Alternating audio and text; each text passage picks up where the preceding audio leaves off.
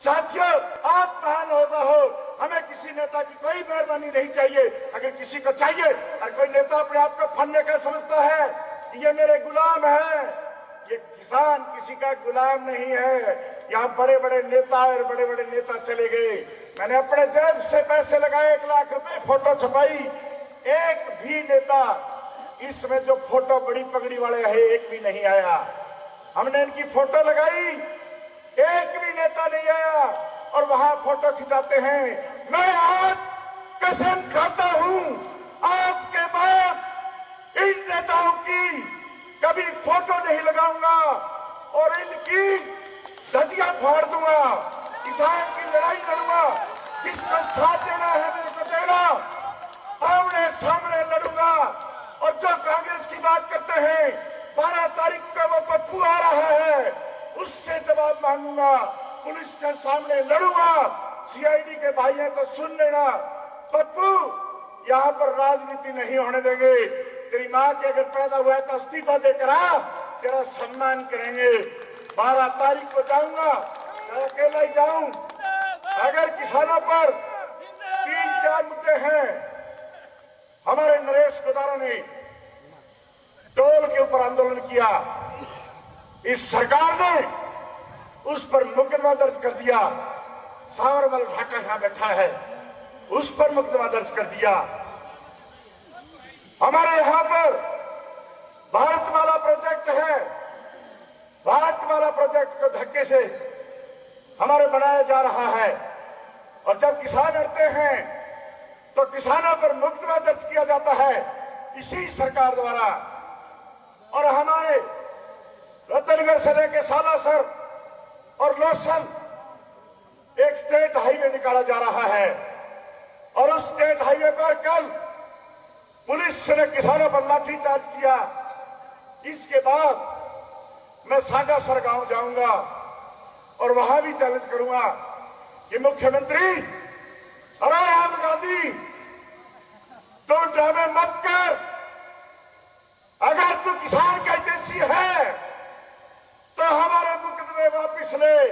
और ये किसानों की तू जमीन हड़प रहा है, तेरी स्टेट प्रदेश की शर्तें जो किसानों की जमीन हड़प रही है, तेरी नानी को याद करा देंगे।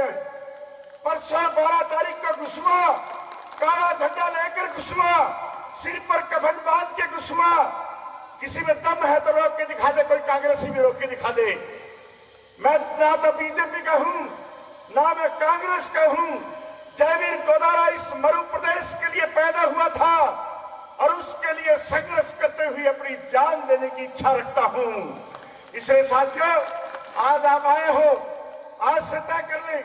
मेरा एक ही निवेदन है, आप अपने अपने गांव में पंचायतें करें, इन नेताओं के जूत मारें, इनका मुंह काला करें। अगर कोई नहीं कर सकता तो ना करें। अगर कोई मेरे जैसा नौजवान साथी है तो मेरे को बुला लेना, मैं उसका मुंह काला करूंगा, मुकदमे मैं झेलूंगा। लेकिन हम पार्टी से नहीं हटेंगे। हमने 2.5 महीने इस देश के आंदोलन में दिया है, अपना घर बार छोड़ रखा है, लेकिन हम वापिस नहीं हटेंगे। पहले तो मैं नारा लगाऊंगा, किसान एकता जिंदाबाद, किसान एकता जिंदाबाद। कोई दम वाली बात तो है कि नहीं यार? है अभी तो थोड़ा तावड़ो भी कम हो गयो है। अभी तो आपने कहावत है कि जितना तावड़ो है बितो ही देखो है नहीं। आपने कड़मे तावड़ो पड़े रिया, कड़मे लठ लगे जल्दी आपने करंट आवे। किसान एकता जिंदाबाद, किसान एकता जिंदाबाद, जयवीर तेजाजी महाराज की। आज के इस किसान पंचायत में डूंगरगढ़ के साथ साथ गांव ढाणी से आए हुए, वे दूसरी जगह से आए हुए, झुंझुनू से चलकर आए हैं पंकज धनखड़ जी, चोमू से चल करके बनवारी लाल खुड़ी जी, गंगानगर से चल करके सरदार मनिंदर सिंह मान साहब, और दूसरी जगह से भी कई जगह से चलकर आए हैं। और यहाँ के हमारे जो पिछले दिनों जब से ये टोल का आंदोलन बंद किया है, उसमें रामगोपाल बिश्नोई जी,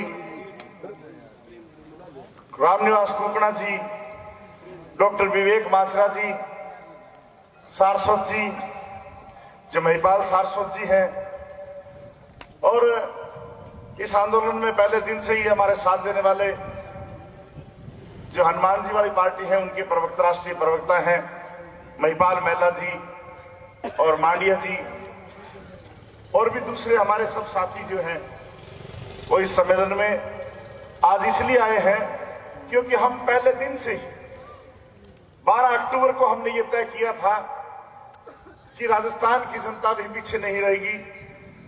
हिंदुस्तान में एक आने वाला इतिहास होगा किसानों का, और एक किसानों का बहुत बड़ा आंदोलन होगा। 18 तारीख को मैंने इन्हीं नेताओं को मैंने फोन किया कि आप जयपुर आओ, और मैंने 100 नेताओं को और फोन किया कि आप सारे मिलकर के आप जयपुर में आओ और हम अपनी कोई रणनीति बनाते हैं, और हिंदुस्तान के किसान का आने वाला सबसे बड़ा आंदोलन होने जा रहा है, हमें भी इसमें भागीदारी निभानी चाहिए। कहीं ऐसा ना हो कि हिंदुस्तान का इतना बड़ा आंदोलन हो और हमें कल को ताना मारा जाए कि ये तो किसानों का प्रदेश है, और किसानों के प्रदेश के ये नेता सारा दिन किसानों के नाम की कमाई खाते हैं, किसानों के नाम की राजनीति करते हैं, किसान के नाम पर वोट लेते हैं, सुबह उठते हैं तो किसान की बात करते हैं, रात को सोते हैं तो किसान की रोटी खाते हैं। तो साथियों, 100 लोगों को फोन किया, कितने लोग आए? 8 लोग आए, 5-7 और आए, आके हमें डिमोरलाइज किया कि मोदी जी हैं, इस देश से मोदी जी से कोई लड़ नहीं सकता, मोदी जी बहुत बड़े पावरफुल आदमी हैं। हमने कहा जब हिंदुस्तान का जब किसान जाग जाएगा तो इस देश के अंदर बड़ी बड़ी सत्ता हुई है, अंग्रेजों का राज रहा था, बोलने का अधिकार नहीं था, अखबार नहीं था, टेलीविजन नहीं था, फिर भी हिंदुस्तान के हमारे नौजवान साथियों ने लड़ाई लड़ी और इस देश को आजाद करवाया था। ऐसा कुछ नहीं है, ये समय का फेर है। जिस दिन ये धूप थोड़ी देर पहले कितनी कड़ाके की धूप थी, और अब यही धूप है जो ठंडी होती जा रही है। हम यहाँ पर छुप के बैठे थे, अब थोड़े थोड़े आहिस्ता आहिस्ता इधर आ रहे हैं, और ये आंदोलन ऐसा चलेगा, इतिहास लिखा जाएगा। और मैंने उस समय भी, ये मान साहब और खुड़ी साहब और धनखड़ साहब यहाँ पर विराजमान हैं, मैंने कहा था कि ये एक दिन ऐसा आंदोलन होगा कि हम अपने आप को गर्व करेंगे।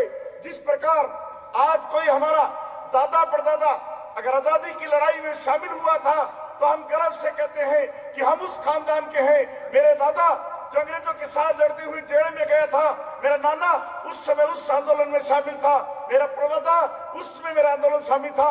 हम उसके वंशज हैं जिस देश के लिए हमने कुर्बानियां दी थी। आने वाली पीढ़ियां आपको याद करेंगी कि ये जो लोग हैं वो लोग उस आंदोलन में शामिल हुए थे। जब 10 साल बाद, 20 साल बाद, 30 साल बाद, 40 साल बाद जब हिंदुस्तान के किसानों का इतिहास लिखा जाएगा, और इस इतिहास के अंदर जब यह लिखा जाएगा कि डूंगरगढ़ की जब पंचायत हुई थी, उन किसानों के लिए जो किसान बॉर्डर पर बैठ करके अपनी जीवन का दान कर रहे थे, अपनी कुर्बानियां कर रहे थे, उस समय और तो सब लोग सो रहे थे, लेकिन सब नेता अपनी अपनी फोटो खिंचवा रहे थे, जो वहां पंचायत में नहीं आए। लेकिन हम तो, मेरा पोदादा तो, मेरा परदादा तो, मेरा बाप तो, मेरा ताऊ तो जब उस पंचायत में गया था और उसमें अपना योगदान दिया था। आपको भी होता है, आपका नमन करता हूं मैं, आपके चरणों में नमन करता हूं कि आप हमारे छोटे से संदेश पर हमने 3 दिन प्रचार किया, जितने गांव में पहुंच सके नहीं पहुंच सके, लेकिन फिर भी आप सारे के सारे आए हो। मैं आपके नतमस्तक होकर के मैं उन शहीदों के प्रति आपके द्वारा मैं श्रद्धांजलि अर्पित करता हूं, जिन्होंने आपके लिए, इस देश के लिए, इस किसान की पगड़ी के लिए अपनी जान कुर्बान कर दी। दूसरी बात, 3 बिल क्या है, हम सारों ने, सबने बात कर ली। 3 बिल क्या है? मोदी जी की सरकार और मोदी जी के प्रवक्ता बोलते हैं कि हमने किसान को आजाद कर दिया, वो अपनी फसल कहीं भी बेच सकता है, उचित दाम पर बेच सकता है, दुगने रेट पर बेच सकता है। एक ही शब्द होता है उनका। दूसरा, आज तक एक भी कोई नेता नहीं समझा सका कि कैसे हम आजाद हो गए।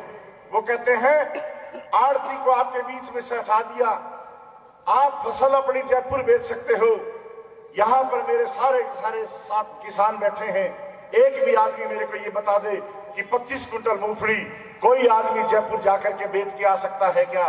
मैंने तो आज तक नहीं सुना कि अपनी फसल हम जब मंडी खत्म कर दोगे तो हम जयपुर भी किसके पास जाकर के बेचेंगे। ये अलग बात है कि हरियाणा का मुख्यमंत्री के जब किसानों ने कहा कि हमारा चावल का रेट नहीं मिल रहा, तो मुख्यमंत्री ने उनको सलाह दी कि आपका चावल बहुत महंगा बिक सकता है। किसान पत्रकार ने पूछा कैसे बिक सकता है? उसने कहा ऊखली में कुटो और उसके चावल निकाल लो और फिर रेड़ी लगा लो, आपके चावल बहुत महंगे बिक सकते हैं। आपको भी कह सकते हैं कि आप मूंगफली जब रेड़ी पर बिकती है और शाम को जब कोई दारू पीने वाले जो मूंगफली के साथ दारू पीते हैं तब मूंगफली एक प्लेट इतनी 100 रुपए की मिलती है, तो हो सकता है ये नेता आपको ये सलाह दे दें कि आप रात को शाम को दिन में बैठे हुए मूंगफली निकाल लो और फिर रेड़ी लगा करके उन दारू के अड्डों के आगे मूंगफली बेच लो, आपकी बहुत बड़ी मूंगफली बहुत बड़े रेट पर बिक जाएगी। साथियों, कैसी विडंबना है, कैसे हमें बेवकूफ समझते हैं कि हम 25 कुंटल मूंगफली लखनऊ में जाके बेच देंगे। ये आजाद हमें नहीं किया, ये आजाद उन व्यापारियों को किया है जो इस देश के धन्ना सेठ हैं। और धन्ना सेठ जब वहां से सूरसर में मूंगफली खरीदने के लिए आएगा तो वापस जब लेके जाएगा तो पहले के कानून के हिसाब से उस पर मुकदमा दर्ज हो जाएगा, क्योंकि वो ले जा नहीं सकता। उसको अगर खरीदनी है, अगर उसको लखनऊ मूंगफली ले जानी है तो उसकी डूंगरगढ़ी मंडी के अंदर बोली होगी और बोली के अंदर उसको लेना पड़ेगा, तब जाकर के वो मूंगफली ले जा सकेगा। ये कानून उनको आजाद करने के लिए है, हमें आजाद करने के लिए नहीं। दूसरा ये कहते हैं कि आपकी फसल कहीं बेच सकते हो।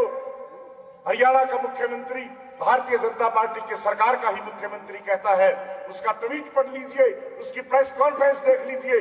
वो ये कहता है हमारी नौर भादरा और जो बॉर्डर के एरिया हैं वहां से बाजरा आके हरियाणा में बिकता है। हमारे यहाँ 1800 रुपए भाव है, राजस्थान में 1100-1200 है, इसलिए हम राजस्थान का बाजरा हरियाणा की धरती पर नहीं बिकने देंगे। तो फिर आजाद हमें कहा किया, हमारी ट्रालियां पुलिस पकड़ती है और आप ऐसे बरगलाते हो। दूसरा कानून कॉन्ट्रैक्ट फार्मिंग में ये कहते हैं कि आपको बड़े बड़े जमींदार आएंगे, बड़े बड़े धन्ना सेठ आएंगे, कॉर्पोरेट हाउस आएंगे, आपकी खेती करेंगे। तो साथियों, हम ये कहते हैं कि हमारी जमीन चली जाएगी। जमीन कोई ऐसे नहीं जाएगी, किसी के माई के लाल में दम नहीं जो किसान की जमीन कोई ऐसे हड़प ले, लेकिन उसमें षड्यंत्र लिखा हुआ है, उस कानून में लिखा है। उस कानून में एक लाइन लिखी है, अगर मैंने 500 एकड़ जमीन ठेके पर ले ली और ठेके पर लेकर के अगर मैंने बैंक के अंदर उसको प्रोजेक्ट बना करके दे दिया तो मैं 2 करोड़ रुपए 5 करोड़ रुपए बैंक के साथ सेटिंग करके उस जमीन पर लोन ले सकता हूं। और अगर खुदा खास्ता उसकी नीयत में खोट हुई, फसल को नुकसान हुआ, अगर वो भाग गया, तो साथियों जब हम जमीन पर जाएंगे तो बैंक वाला पूछेगा कि भाई साहब आप इस जमीन पर लोन लिया है, आपको लोन भुगताना पड़ेगा और हमारे पास 2 करोड़ रुपए नहीं होगी और हमारी जमीन हमारी आंखों के सामने नीलाम कर दी जाएगी। ऐसे हमारी जमीन खोसने का प्रबंध किया है। तीसरा, हम कहते हैं एमएसपी लागू किया जाए। प्रधानमंत्री जी कहते हैं, आज भी कह रहे थे एमएसपी है, एमएसपी थी, एमएसपी रहेगी। हम कहते हैं एमएसपी है, एमएसपी थी, लेकिन एमएसपी पर आप कानून बना दीजिए। 23 जो फसलें हैं उस पर सरकार ने रेट तय किया हुआ है। हम कहते हैं आप इसके अंदर एक लाइन लिख दीजिए, कानून में लिख दीजिए कि एमएसपी के नीचे अगर गांव में कोई भी व्यापारी खरीदेगा, चाहे शहर में खरीदेगा, चाहे गांव में खरीदेगा, चाहे ढाणी में खरीदेगा, तो आप उसके ऊपर एमएसपी से 1 रुपया अगर नीचा उसने खरीदा तो उसके ऊपर मुकदमा दर्ज होगा, उसकी जेल होगी। लेकिन मोदी जी कहते हैं मेरी जबान है। मोदी जी, आपकी जबान तो हम देख चुके हैं। कभी आपने कहा था कि मैं 15 लाख रुपए दूंगा, तो आपकी जबान कहां गई? आपने कहा मैं देश नहीं बिकने दूंगा, आपने रेल बेच दी। आपने कहा मैं जहाज नहीं बिकने दूंगा, अवन पवन हेलीकॉप्टर बेच दिया। आपने कहा मैं देश नहीं बिकने दूंगा, आपने डाकघर बेच दिया। आपने कहा कि मैं इस देश को नहीं बिकने दूंगा और देश के अंदर कोई चीज छोड़ूंगा भी नहीं जिस देश को मैं नहीं बेचूंगा, लेकिन मैं इस देश के किसान को भी बेच दूंगा और किसान का गला भी दबा दूंगा और किसान की जमीन छीन करके 5 बीघे का किसान बना दूंगा। सरप्लस निकाल करके आपकी जमीन भी हड़पी जाएगी। ये मैं आपके चरणों में निवेदन करना चाहता हूं।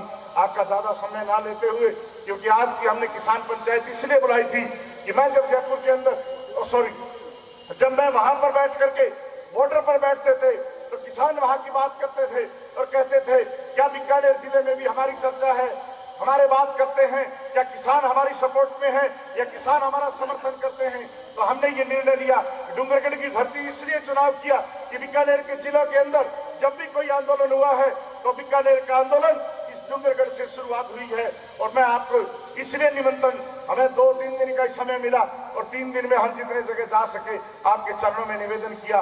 और आज उन सब ने बॉर्डर पर बैठे हैं जो किसान, वो देख करके खुश हो रहे होंगे कि कम से कम सही लेकिन आए तो सही, हमारे पक्ष में कुछ लोग तो बैठे हैं। साथियों, मेरे को आज बड़ी शर्मिंदा महसूस हो रही है कि मैंने जो अखबार में फोटो छापी थी, मेरे पैसे से छापी थी, 1.5 लाख रुपया मैंने खर्च किया, अखबारों में उनकी फोटो छापी, उनको फोन किया। ये सम्मेलन अगर उन नेताओं से फोन करके अगर कोई आया है तो मुझे नहीं लगता कि आया होगा। यहाँ तो जमीर वाले आए हैं जो किसान के लिए लड़ते हैं। मैंने ये सब चेहरे में देखता हूँ, जब गिरधारी जी भैया आंदोलन करते थे तब भी आप लड़ते थे और जब दूसरा कोई आंदोलन करता था तब भी करते थे। लेकिन आज भी बड़ी शर्म की बात है, ये बीकानेर के जो नेता हैं वो बॉर्डर पर जाके फोटो खिंचाते हैं और यहाँ पर जब आते हैं तो कहते हैं मेरी पार्टी से पूछूंगा। फोटो जब टिकैत की हवा बन गई तो टिकैत के कदमों में जाकर के बैठ गए कि तू तो मेरा बाप है, मेरे बाप मेरे हाथ पर कंधा रख दे ताकि मैं मेरे फेसबुक पर फोटो लगा दूं। साथियों, आप महान होता हो, हमें किसी नेता की कोई मेहरबानी नहीं चाहिए। अगर किसी को चाहिए और कोई नेता अपने आप को फन्ने का समझता है कि ये मेरे गुलाम है, ये किसान किसी का गुलाम नहीं है। यहाँ बड़े बड़े नेता और बड़े बड़े नेता चले गए, मैंने अपने जेब से पैसे लगाए, 1 लाख रुपए, फोटो छपाई, एक भी नेता इसमें जो फोटो बड़ी पगड़ी वाले है एक भी नहीं आया। हमने इनकी फोटो लगाई, एक भी नेता नहीं आया और वहां फोटो खिंचाते हैं। मैं आज कसम खाता हूं, आज के बाद इन नेताओं की कभी फोटो नहीं लगाऊंगा और इनकी धज्जियां फाड़ दूंगा, किसान की लड़ाई लड़ूंगा। किसको साथ देना है मेरे को देना, आमने सामने लड़ूंगा। और जो कांग्रेस की बात करते हैं 12 तारीख को वो पप्पू आ रहा है, उससे जवाब मांगूंगा, पुलिस के सामने लड़ूंगा। सीआईडी के भाई हैं तो सुन लेना, पप्पू यहाँ पर राजनीति नहीं होने देंगे। तेरी माँ के अगर पैदा हुआ है तो इस्तीफा देकर आ, तेरा सम्मान करेंगे। 12 तारीख को जाऊंगा, मैं अकेला ही जाऊं। अगर किसानों पर 3-4 मुद्दे हैं, हमारे नरेश गुदारा ने टोल के ऊपर आंदोलन किया, इस सरकार ने उस पर मुकदमा दर्ज कर दिया। सावरमल घाटा यहां बैठा है, उस पर मुकदमा दर्ज कर दिया। हमारे यहां पर भारतमाला प्रोजेक्ट है, भारतमाला प्रोजेक्ट को धक्के से हमारे बनाया जा रहा है और जब किसान लड़ते हैं तो किसानों पर मुकदमा दर्ज किया जाता है इसी सरकार द्वारा। और हमारे रतनगढ़ से लेकर सालासर और लोसल एक स्टेट हाईवे निकाला जा रहा है और उस स्टेट हाईवे पर कल पुलिस ने किसानों पर लाठीचार्ज किया। इसके बाद मैं सागासर गांव जाऊंगा और वहां भी चैलेंज करूंगा कि मुख्यमंत्री अरे राहुल गांधी, तू ड्रामे मत कर। अगर तू किसान का हितैषी है तो हमारे मुकदमे वापिस ले। और ये किसानों की तू जमीन हड़प रहा है, 23 स्टेट प्रदेश की शर्तें जो किसानों की जमीन हड़प रही है, तेरी नानी को याद करा देंगे। परसों 12 तारीख को घुसुआ, काला झंडा लेकर घुसुआ, सिर पर कफन बांध के घुसुआ। किसी में दम है तो रोक के दिखा दे, कोई कांग्रेसी भी रोक के दिखा दे। मैं ना तो बीजेपी का हूं ना मैं कांग्रेस का हूं। जयवीर गोदारा इस मरु प्रदेश के लिए पैदा हुआ था और उसके लिए संघर्ष करते हुए अपनी जान देने की इच्छा रखता हूं। इसलिए साथियों, आज आप आए हो, आज से तय कर लें। मेरा एक ही निवेदन है, आप अपने अपने गांव में पंचायतें करें, इन नेताओं के जूत मारें, इनका मुंह काला करें। अगर कोई नहीं कर सकता तो ना करें। अगर कोई मेरे जैसा नौजवान साथी है तो मेरे को बुला लेना, मैं उसका मुंह काला करूंगा, मुकदमे मैं झेलूंगा। लेकिन हम पार्टी से नहीं हटेंगे। हमने 2.5 महीने इस देश के आंदोलन में दिया है, अपना घर बार छोड़ रखा है, लेकिन हम वापिस नहीं हटेंगे, लड़ेंगे और जीतेंगे। जय हिंद, जय मध्य प्रदेश। किसान एकता। मागे महिपाल जी मेहला जी से निवेदन करूंगा, एक बार राजेश जी मांडे एक बार रुको, बात सुनो आप लोग।